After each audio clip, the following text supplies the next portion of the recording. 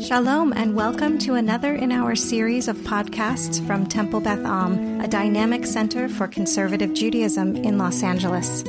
This is a recording of Rabbi Adam Kligfeld's weekly Rashi study class. Hello to anyone who's listening to this on the Temple Beth Am podcast.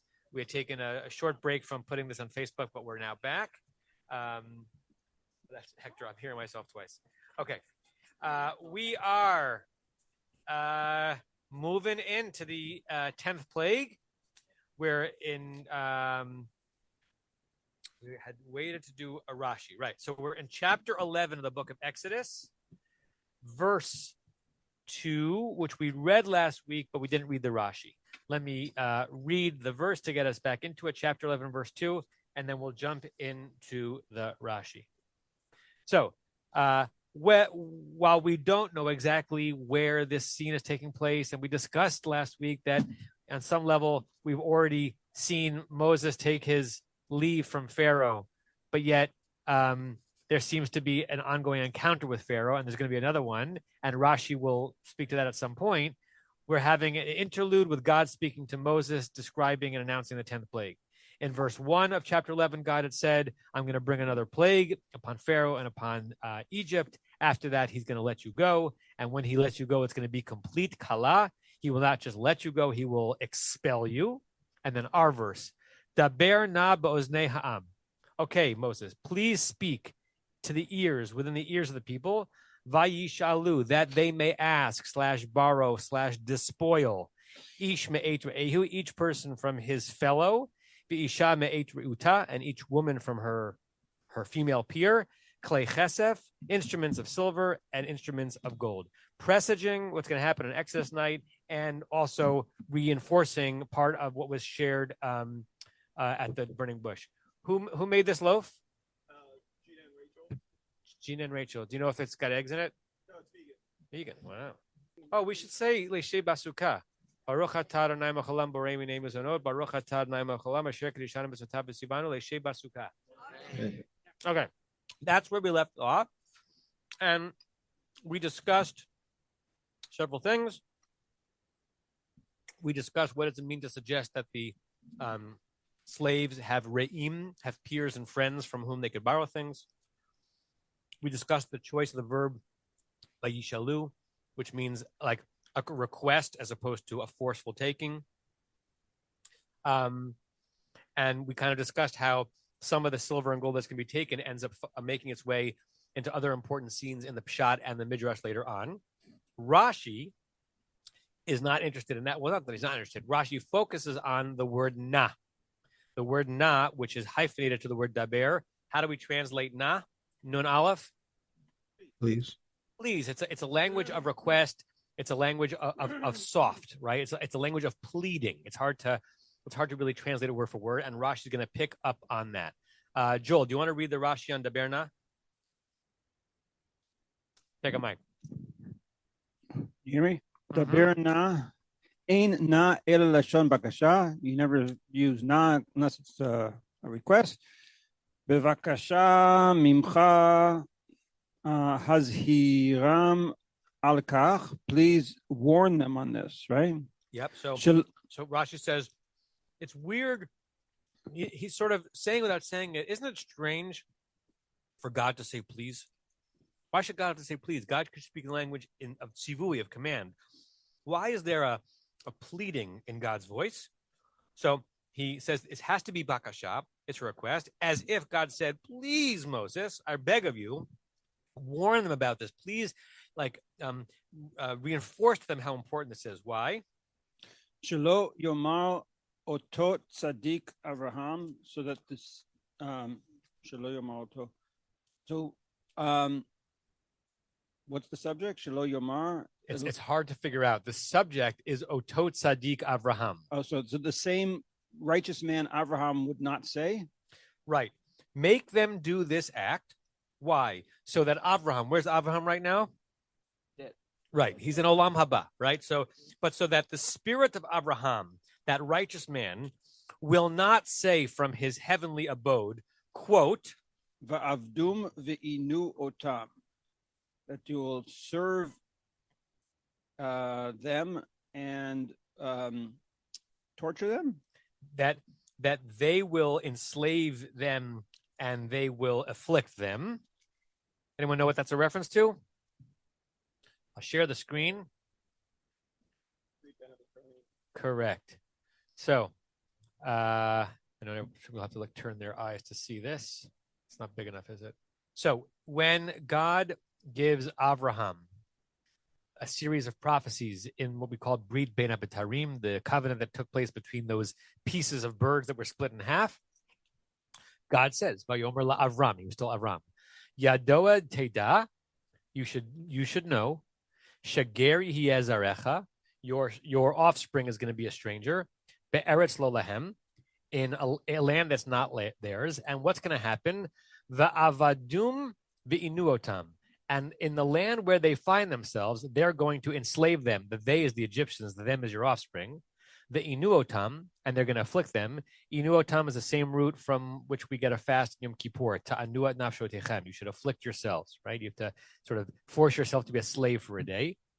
Arbama ochana, this for 400 years, right? There's a whole corpus of midrashim trying to figure out the math on this, and you see a little bit of that on Pesach. So, Avraham in his heavenly abode knows that there was a prediction that his descendants were going to be enslaved in a land that's not theirs. And we don't want Avraham, rest his soul, to say that avadum ve'inuotam, next two words, Joel. Kayam behem, that part came to pass. V'charechen yatzu b'rechush gadol, lo kayam behem. The second part, nope, not so much. Good. So the next verse after God predicts in verse 13 that there's going to be enslavement, God says, "V'gam et hagoy asher ya'avodu," and that nation that's going to enslave you, or that they're going to serve, Dan Anochi, I'm going to judge them. V'acharechen, and when they go out, Yetzu, they will leave birchush gadol, with a great wealth. Right. So there were two parts of this prophecy. They're going to be low and they're going to be high.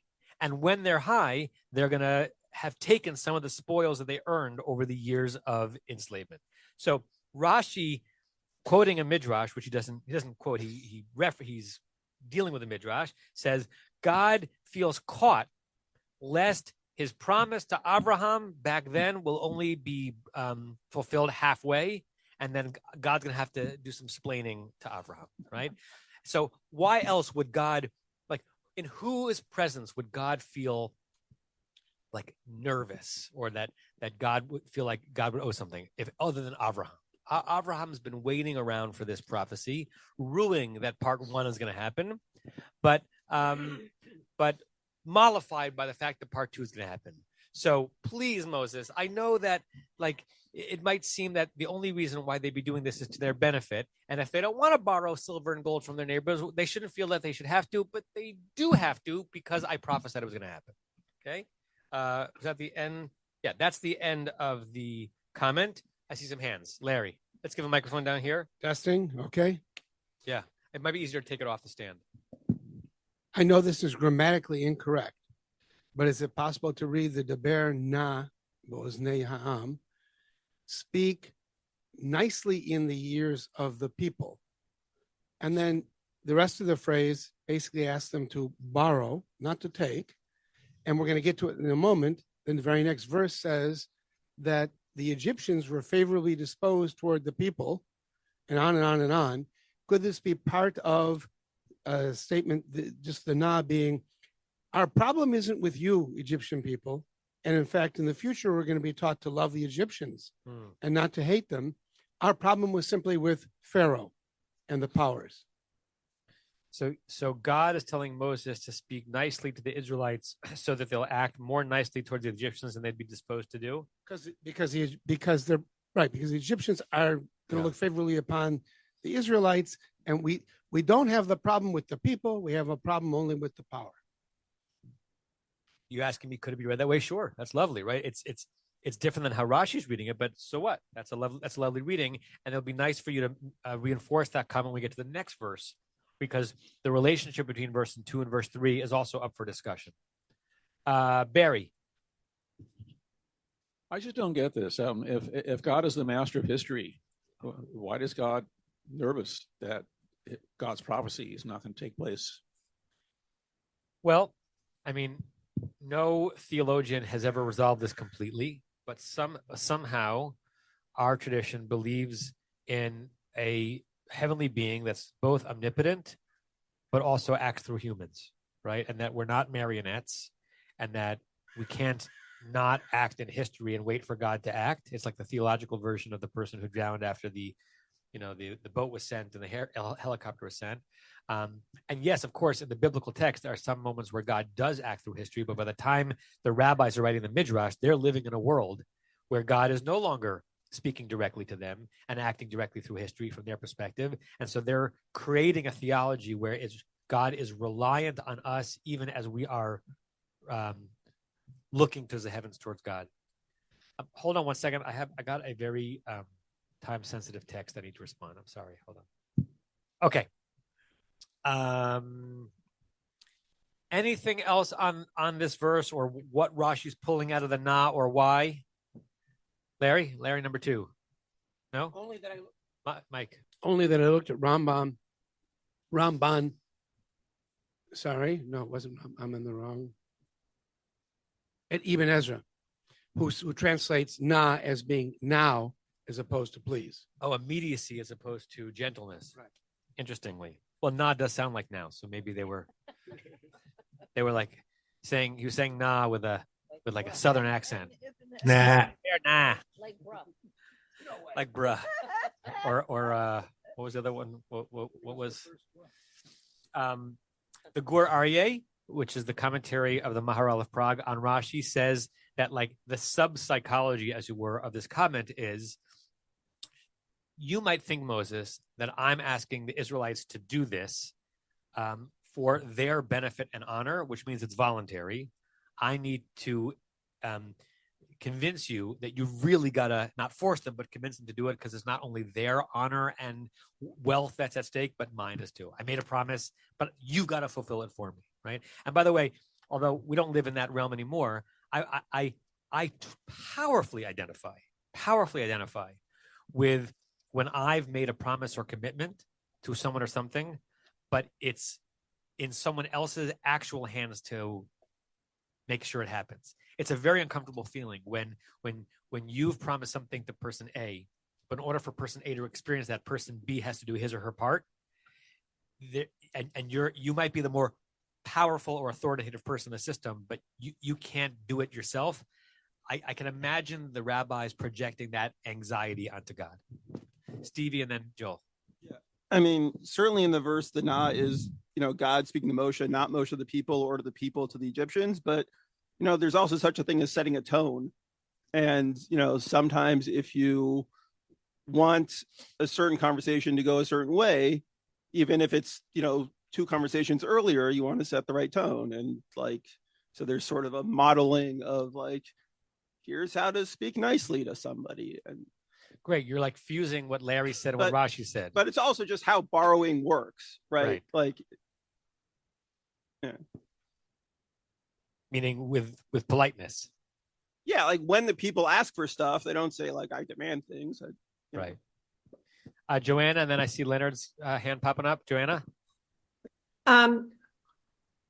In light of the last comment also, I think Rashi's comment is as much on the na, and even though he doesn't say it, as on the ozne. Why do we need that ozne? Why isn't it just speak to the people? Why to the ears of the people in a way that they will hear it? And I think also in a way what Rashi's getting at is, why doesn't it just say here, as it does so many other places, Daber el bnei Yisrael? Why do we need sort of this very different language here? In that light, I think that's when you really start to feel it calls out for explanation and drash. Wonderful. Or as we'd say in Hebrew, Ze Omer Darsheni. This verse is asking to be drashed.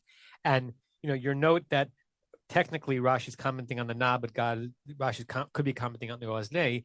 We don't know. All of the Diburei HaMatchil, all of the words from the verse on which Rashi's commenting are ex post facto guesses, right?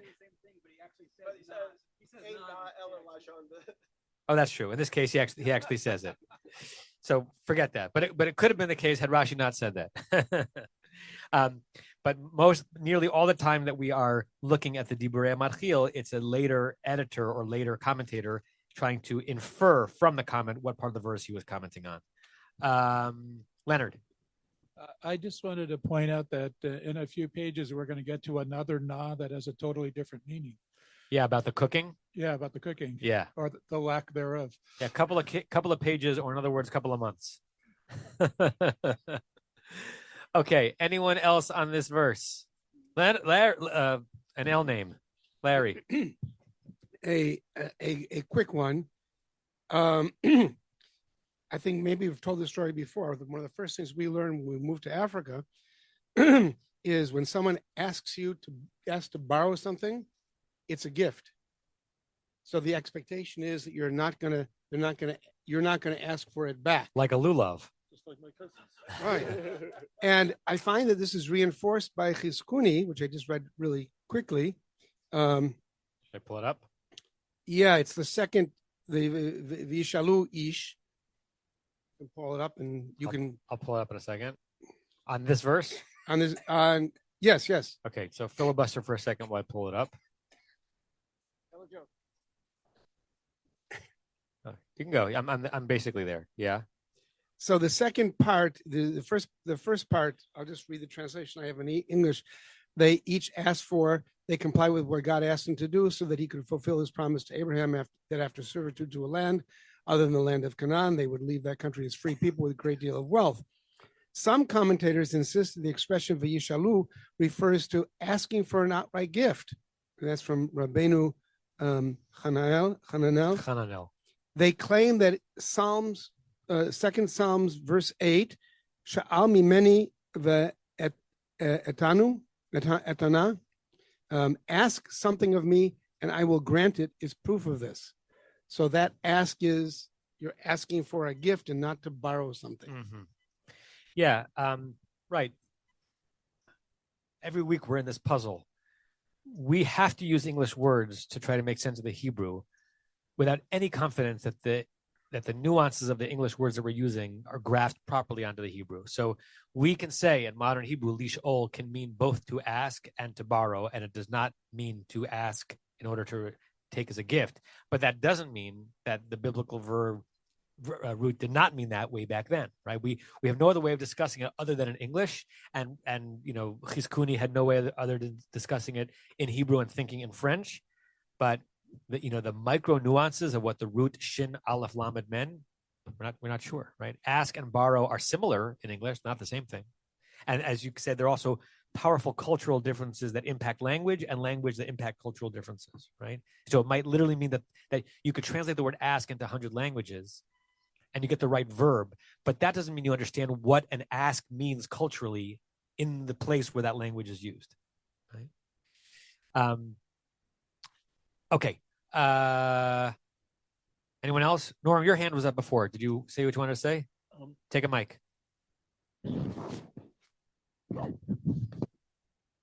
I just thought, and I later decided that I would maybe do this at the next line, that the whole situation is such that they're being very cordial with the Egyptians, as the Israelites are being, and they might want to make it clear that the Egyptians were glad to comply, that they came out with these riches not by looting the homes while they were in darkness, but by openly asking for them and receiving them, and in most or all cases, willingly. Lovely.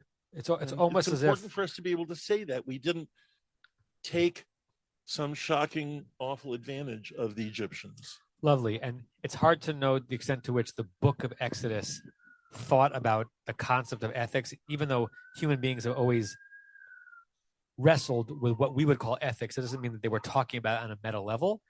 On some level, you can very easily, without being so stretchy, read this as the Torah trying to plant within a deserved exodus that was won through violence a certain politeness and respectability.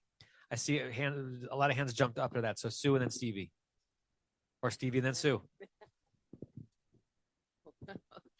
Well, that's just reading into it. That's just that ain't necessarily so. Right. It could very well be that they did not part so gracefully with their stuff, and it's a nice gloss, but I don't necessarily buy it.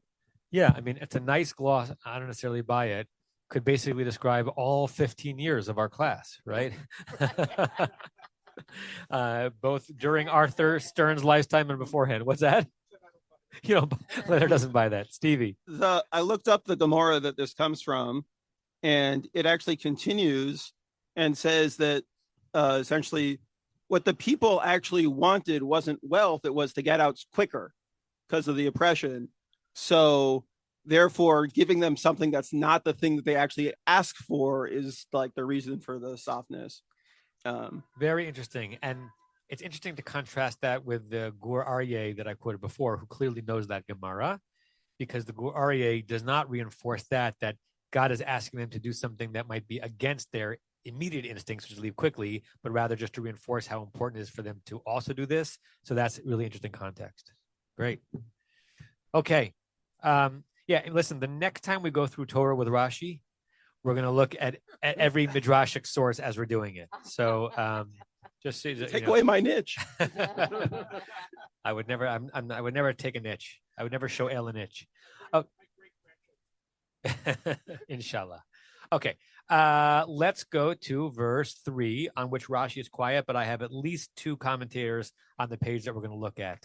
Let's see. Alan, we haven't heard from you today. You want to read verse 3 with a microphone? Vayiten Adonai et chen ha'am be'enei Mitzrayim.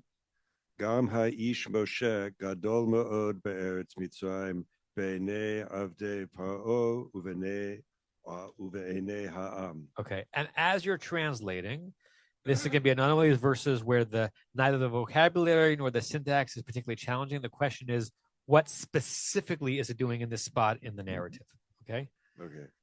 Well, first it says, and God granted favor in the eyes of the people of Egypt, and also the man Moshe was very great in the land of Egypt in the eyes of the servants of Pharaoh and in the eyes of the people. Good. So there are a lot of things we can do with this verse. First of all, we can spend a lot of time, or not a lot of time, figuring out where the punctuation goes, right? Where the commas and the semicolons are. What are the subservient clauses? It's interesting that the word ha'am appears twice in this verse. One time referring to us, and one time referring to them, right? Mm-hmm. We should also break down the Hebrew, biblical, and modern notion of how chen, which is translated as grace, is used in verbal phrases. So, zem motze chen be'enai in Hebrew says, it literally means this finds favor in my eyes, which means colloquially, I like it. I like it. Right? So to find, and I guess in some stilted English, we could talk about finding favor, but that's actually how the phrase was written in Hebrew. This is not finding favor, but placing favor. So if God is placing favor in that group's eyes, it means that group is going to, because of God's influence, like someone or something. And what is that group? The eyes of Egypt. And what are they liking? Ha'am. Who's the Am? Us. Okay. So literally God this is past tense because it's vavaypuch. God placed the grace, the good grace regarding the people, us, in the eyes of Egyptians. Okay, one second. Et nachta. So tropistically, this is halfway through the verse, as if to say that the next thing is a new or newish thought. Gam ha'ish Moshe gadom od. In addition to that, it's sort of a weird in addition to that. Moses was a great man. Where was he a great man? Be'eretz Mitzrayim in Egypt. How? In the eyes of the servants of Pharaoh and the eyes of the people. And here the people is Moses. Is the Egyptians. So something like God had to do something active so that the Egyptians would find us favorable. And in addition to that, I'm interpolating, expanding, but something like And Moses had done that for himself. Moses had become a pretty renowned person. So that's sort of what the verse means. I'd love to know what you think of the verse, and then I want to know what we think of the verse as to where it is. Lots of hands. We'll go around clockwise. Larry. Before I even get to a continuation of my previous comment, which I'm not going to do right this second, altar has a completely different read. Okay. So if you go back to the beginning of the chapter, we start off with Yomer Adonai Moshe, and then so God is speaking, quotes, right? Yeah. And according to altar, that quote doesn't end until we get to B'nai Mitzrayim. And so the way he translates the beginning of verse 3 is God is speaking. I'm continuing from the end of verse 2. His borrow from his fellow man and every woman and her fellow woman ornaments of silver and of gold. And the Lord will grant, and I, because God's speaking, and I will grant the people favor in the eyes of the Egyptians. Period. End of quote. I will grant. And the Lord will grant. It's future. Very strange, because it's either altar knows something which I don't know, which is exceedingly possible, or he's just ignoring the grammar of the Vav HaYipuch, right? Just to break it down, because I use that word and I always forget how much people know about it. The word yitain looks future, he will give, but because it's the Vav HaYipuch, it turns a future-looking verb into past tense, which means most translations, if we can compare others, would translate it as a past tense idea, and God gave or had given. So it's very interesting he reads it that way. Does he comment on that? No, the only comment he has is on the second part of the verse. Okay. He doesn't explain why he translates it that way. Interesting. Okay. Yes, the Vav is often not a Vav HaYipuch. So look at the previous verse.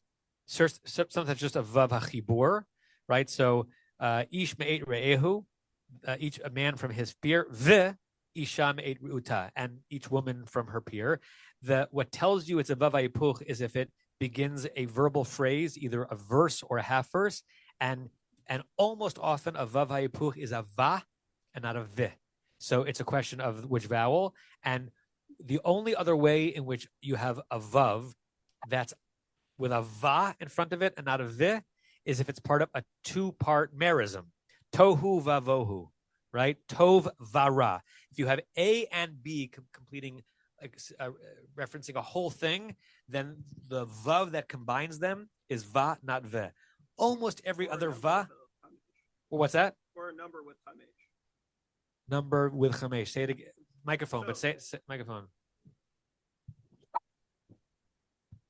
With numbers, the vav that's used depends on what the number is. So chamesh gets a va. So va chameshim, va chamesh. Right. I believe that's because of the chet in the beginning of chamesh. Right. That's just throwing out another.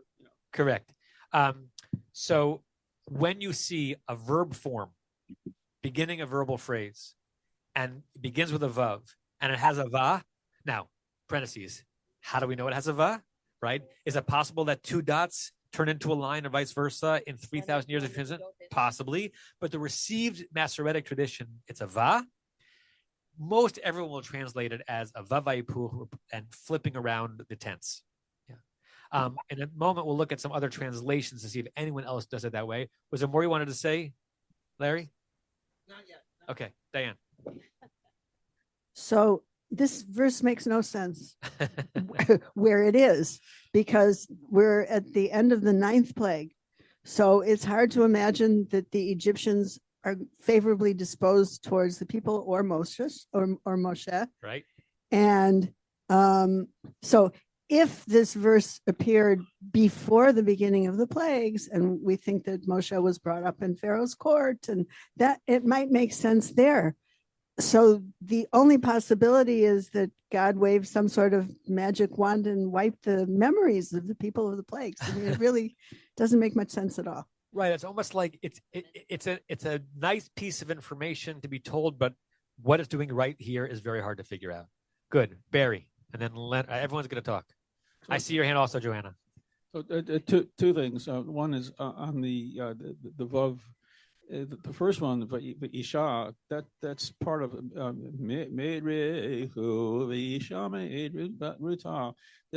that's just like connecting, borrowing from this and from that. was the next one is Vayite, and I don't know. So here's it's actually introducing something, and what I'm visualizing at the staging of this is God is the leading the orchestra, and on one side saying go ask, borrow, blah, blah. And here, so people.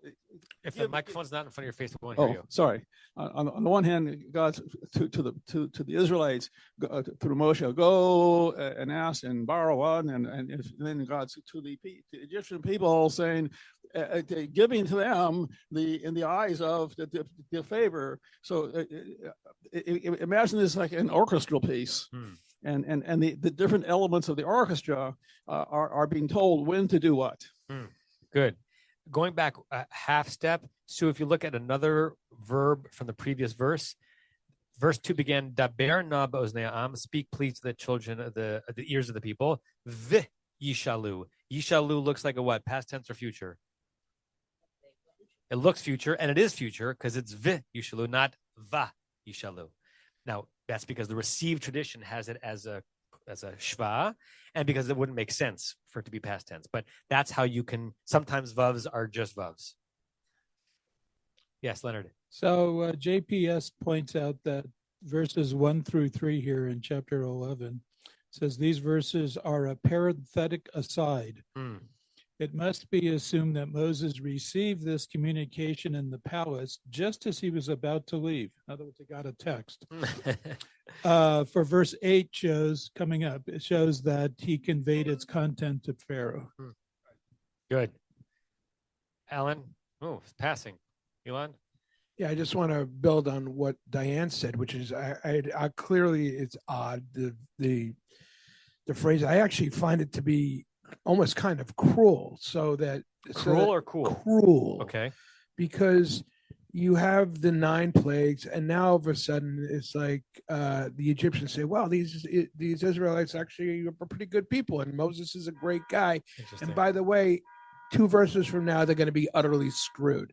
So not only is the placement odd, but what really is the point? Why make them feel good about the Jewish people?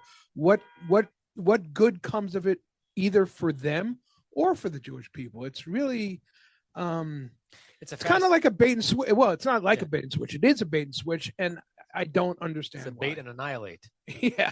Well, it's an interesting contrast to what Norm said before. Norm says we can read the previous verse as kind of inserting into the story a certain polite respectability on this Exodus night, that they're going to have an interaction with their neighbors and politely ask them for things. And the next verse, yes, it's possible to read this as, after all, the regular Egyptians actually felt positively towards us, and yet still they've suffered so much they're about to suffer more. Yeah, that's an interesting contrast. Let's pause for Joanna on Zoom, and then we'll continue around the table. Speaking to Alter's Read, I posted a comment in the chat. I think Alter is playing off of Ibn Ezra. Ibn Ezra sees this as a restating of Exodus 3:21, which, to the point of, I forgot who said it, the comment of this would fit better before the plagues.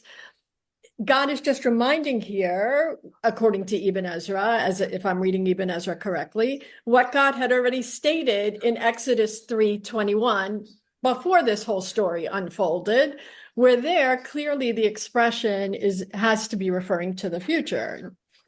A couple of other comments. I think throughout this narrative, we've been commenting on the use of senses.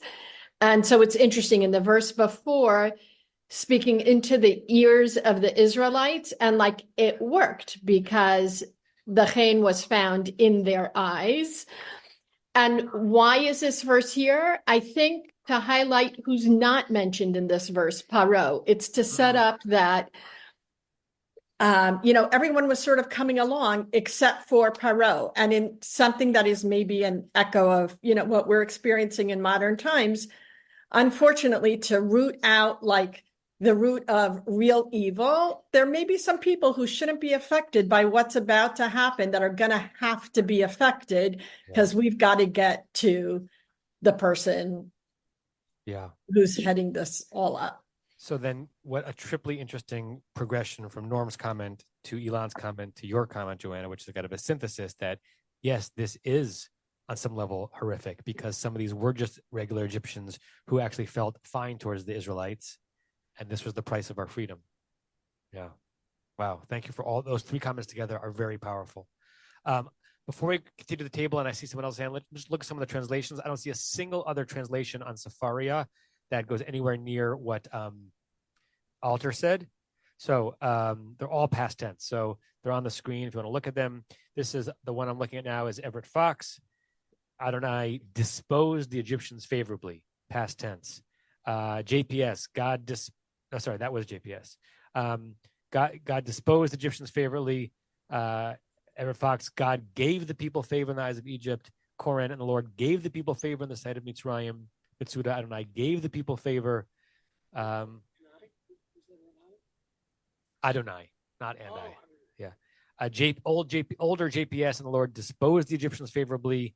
And the Lord put the favor of the people in the eyes of Egypt. Old JPS, and the Lord gave the people favor. But if you look at the German, der Habgem den Volke gunsten den Augen der Hachapter. I have no idea what that means, but I just figured I would say that. So none of the translations go anywhere near a future tense verb. Okay. Elon still got a mic, and then we'll go around the table, and then I see your hand, Matt. Yeah, just based on what you just said, I can see relevance to today, which is that there are, I'm sure, many Palestinians who have positive feelings or to the Jewish people, maybe not to the current government of Israel, but who would opt for peace and opt for the getting rid of Hamas and Hezbollah and Lebanon, right? And yet, I guess here, like today, there's severe collateral damage, and it is the price, and it's the implications are obviously horrific, right? Yep. So horrific. It's so present tense, Elon. I'm so glad you brought this up, and Joanna also. To dislodge a pharaoh requires sometimes the deaths of a lot of people who don't deserve to die. And our people have been dealing with it since we were in Egypt. And thankfully, not that it ever is an easy consideration, I'm grateful to be a part of a people that doesn't always get it right, but I think is pretty almost always trying to figure out how to get it righter as we're dealing with the pharaohs in our midst. Whose hands are over here? Stevie and then Norm? Yeah. Ibn Ezra finds it necessary to say Uvenei Am on Mitzrayim. And I think that it's actually defensible to say Uvenei Am at the end there is Bnei Israel, and that, right, Moses is esteemed in the eyes of, Pharaoh's court, because those are the people that have interacted with him and he's saved them property value by telling them to bring their animals inside a couple plagues ago and so forth. And that the Israelites are, impressed with him in various ways. That's not how I would choose to read the verse, but I think it's defensible. And I certainly think that it's defensible to say that there's deliberate ambiguity, which happens quite often. You're saying from the fact that Ibn Ezra had to define the second Am as Am Mitzrayim. I would have said it without Ibn Ezra. I just noticed that. And interesting. So, Good. Norm? I think it has to have been clear to almost every Egyptian that Moshe had the ear of God, represented God, or exercised remarkable powers. And so it's not surprising that he was renowned and respected. It was clear, as we've seen through the first 9 plagues, and we'll continue to see in the 10th, that he is far more powerful than Pharaoh can ever pretend to be. Yeah. So that part, pretty much speaks for itself. And yes, the Eternal gave the people, Hashem gave the people favor in the eyes of the Egyptians, does date back to the prediction a few chapters ago. And also it might even be seen as just giving God credit for this, whether God actually did anything or not. Yeah. Many people, if something good happens, they give God credit, and occasionally, even when something bad happens, blame God. Speak to the mic. Whether or not Norm, speak to the mic. Whether or not there's any evidence for that. Yeah. Sorry. That's okay. Let's go to Joanna. I want to share the commentary I was going to bring on this verse before we looked at Ibn Ezra and others, and then we'll do a second round around the table. So, Joanna. No, I think Matt, sorry. Oh, maybe this is simple-minded, but as the question of why that sentence is there, maybe we should read it as in like a pluperfect or something that God had given. In other words, this sentence is there to explain why the Egyptians were so happy to give away their stuff. Yes, I think that the simplest, which does not necessarily mean the most accurate or the most interesting pshat, is that if you wanted to give the simplest reason why verse 3 follows verse 2, it's to explain why what's predicted in verse 2 is going to happen. Why would any Egyptian lend or give? Because they felt pretty nicely towards these people. Right? I think that's right on. And I don't think it's simple-minded at all. I wanted to add also about chen, in Hebrew. This is not exactly modern Hebrew, but old-fashioned Hebrew, but it may be like early 20th century. If you sneezed, they wouldn't say labriut, they'd say asuta. And the answer to us, which is Aramaic for health, I think. Okay. And the answer to that is chen, asuta, chen. Huh. Why chen? That's a way of saying thanks. I don't know. Or maybe the Torah, the end of the Haftarah, is it Bechukotai or Behalachot Shuot Chen La, right? There's the doubling of Chen La. So it's biblical to put two Chens in a row. Praise or acknowledgement or something. Yeah. Stevie? If it was perfect tense, then the subject would be before the verb. It would be Vahashem Yitain. No, because if the verse is constructed in a vavayipuch, then the phrase begins with the verb and the verb comes afterwards.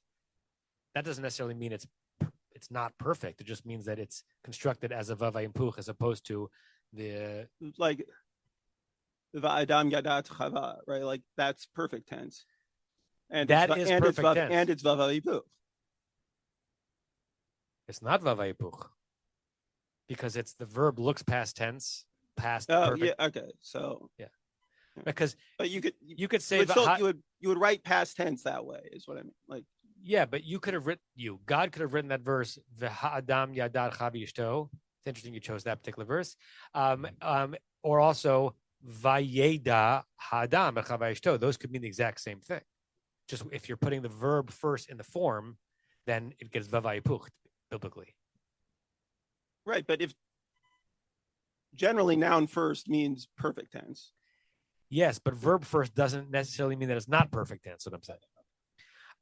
Okay, I want to share with you. What's that? My head hurts from that. I want to share with you the commentary of the Netziv, the Hamek Davar, on our verse. Okay, so the second one is more interesting than the first one to me, but look at the first one first. On the phrase Gam Ha'ish Moshe, when the Torah says that Moses also was beloved, Afal Gav She'asa Lehem Ra'a Rabba, right? What's shocking about this verse is that, I forgot who said it, it's weird that it's here right after Moses has been instrumental in 9 plagues coming on the Egyptians. So rather than read it as a inserted interlude, right, or insertion, the Netziv says, if you're going to read it exactly right here, it's interesting because you wouldn't expect it, despite the fact that Moses had done terrible, bad things to them. And then he expands on it on the next comment, on the phrase Gadol Ma'od Be'nei Avdei Pharaoh. Shehema, they, meaning the standard Egyptians, Kfar Hiskimu, had already agreed, according to this read, Sheyetzu Yisrael, that Israel will leave. Pharaoh, Makshe Libo, was hardening his own heart, Bechinam, for no reason. He was extending the war for no reason, right? Which you could also, if you wanted to be cynical, compare to 2024, depending on where you stand on the Netanyahu government, right? This is not Mikol Makom. I forgot what this Mem Kaf Mem Rashi Teva is. So jump over that. Ra'u ki Moshe mizdarez. They saw that Moses was hastening laha'atir, to plead. Come on, Pharaoh, let's end this. V'chas alehem. And in Pharaoh's, in Moses' pleading, the Egyptians heard or felt Moshe trying to lessen the impact on them. The chas alehem od, and he was compassionate towards them. It was through that act, even as missiles were falling on their head, as it were, that the Egyptians actually felt more positively towards Moses than they did towards God, towards Pharaoh. And again, to bring it modern, we hope that even amongst the horrific misery that's taking place in Gaza and southern Lebanon right now, there are some people who are getting the right news and understanding that for the most part, what Israel's trying to do is to hasten the end of their suffering, and that their anger should be towards the people who put them in that situation in the first place. That's not easy a conclusion to come to. It's not easy to conclude that the one bombing you is on your side. I get that. But that's what the Netziv is saying. And the Netziv is saying it in the 1890s, 1900s, which means that this was not modern day Arab, Jew, Israel, Palestine context. This was just his trying to understand what might have been happening and why the regular Egyptians might have had a positive attitude towards Pharaoh, towards Moses. Okay, Larry Barry. I think there's a debate between Ibn Ezra and Ramban. What does it mean, Uveinei Ha'am? Okay. So Ibn Ezra says it translates very simply as in the sights of the people Egypt. Right. But before we had Beinei Mitzrayim, meaning the people of Egypt. So he switched. And in a very long commentary, Ramban says, I'm going to read the translation.